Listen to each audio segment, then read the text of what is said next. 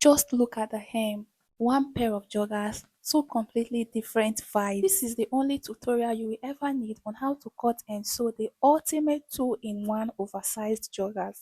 And trust me, you don't need a complicated pattern to achieve this high-end utility look because I have simplified everything step by step so there is no way anyone could get it wrong. I am using a combed fleece material and I use 2 yards for these joggers. This is what it looks like. It must not be stretchy, but it must be thick. These are the measurements we need for these joggers. Your thigh measurement, your round waist measurement, your round hip measurement, and most importantly, the full length of the joggers. Kindly note that the full length should be from your waist to the floor. That way, when you change the style, you can still get the fullness and it will still be given. Don't worry, you will not be sweeping the floor because when you put on even the lower shoe, it tends to lift it up. Now, what I have on fold is my thigh measurement plus 6 inches. I cut this out and I place it on fold. Next, I'll go ahead to measure out my thigh measurement divided by 2 plus 3 inches. And as you can see, what is left is exactly the amount I needed because I added 6 inches to the width before I cut it out. Next, you are going to get the center of this total width like this. Mark it at the top and you also mark it at the down here.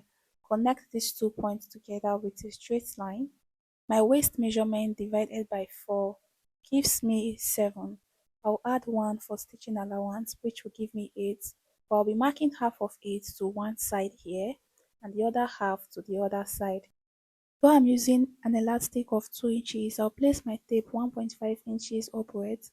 The extra half inch will be for stitching allowance. Next, I'll go ahead to mark out my hip measurement divided by 4 and I'll come down by 3 inches and this will be for our crotch depth. I'll measure the total of what we have here and I'll also mark it at the end of the fabric like this. I'll also mark it at the center line. I'll connect this point with a straight line.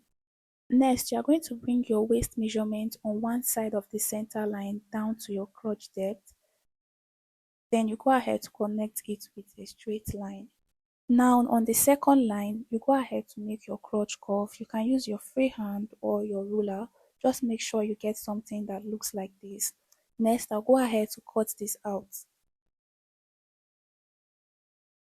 Next, I'm going to place my tape from this point and I'm going to mark out my hip measurement divided by 4 plus 2 inches. Next, you place your tape 1.5 inches upwards and you mark 9 inch.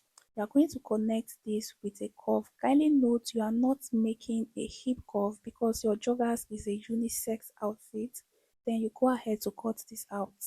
Next, you place your tape 1.5 inches upwards and you go ahead to mark your full length plus 1.5 inches for the hemming allowance. You mark it out with a straight line and you go ahead to cut it out. Next, you get the center of the hem and you are going to be marking your hip measurement divided by 4, but you're marking half of it to one side and the other half to the other side. But kindly note that this is not a constant. Just mark out something that is as wide as you want the hem of your joggers to be. Yeah, that's just the idea. Next, you are going to connect it from the hem to the crotch like this and from the side to the up part like this. If you notice, I did not take it all the way to the up. Next, I'll go ahead to cut this out. Now for this part, I'll go ahead to cut it open. Then you have to blend this point because you don't want it to have anything like hip line because it's a unisex outfit, okay? Now this is all for the front part. I'll go ahead to take one piece of the front part and we are going to be using this to cut out the back part. My fabric cutout for the back part is my thigh measurement plus 12 inches. I'll go ahead to place it on fold like this and I'll place the front part on it. On this point, you are going to go up by 2 inches. For the back crotch, you come out by 2 inches at this point. Now this 2 inches mark should be on the same line as the front crotch.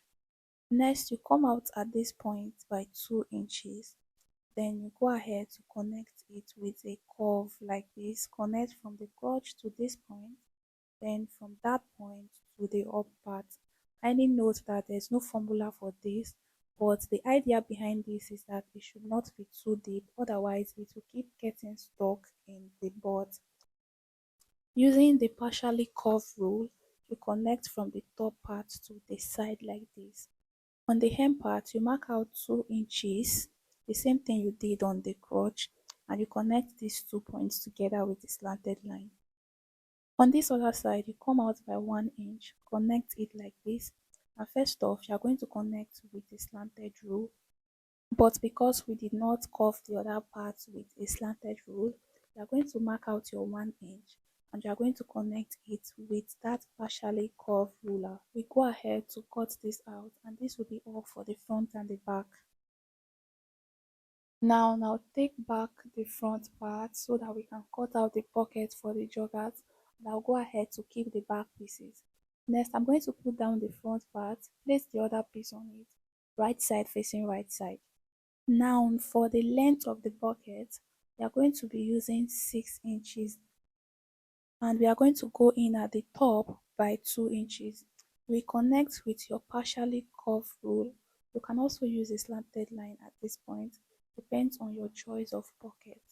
Next, you go ahead to cut it out, and this will be all for the pocket. In the sewing tutorial, I'll be showing you the most recent method of fixing your elastic without eyelets.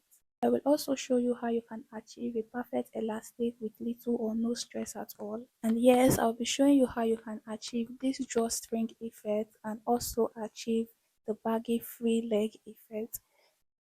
Thank you so much for watching. I'd love to see you in the next. Bye.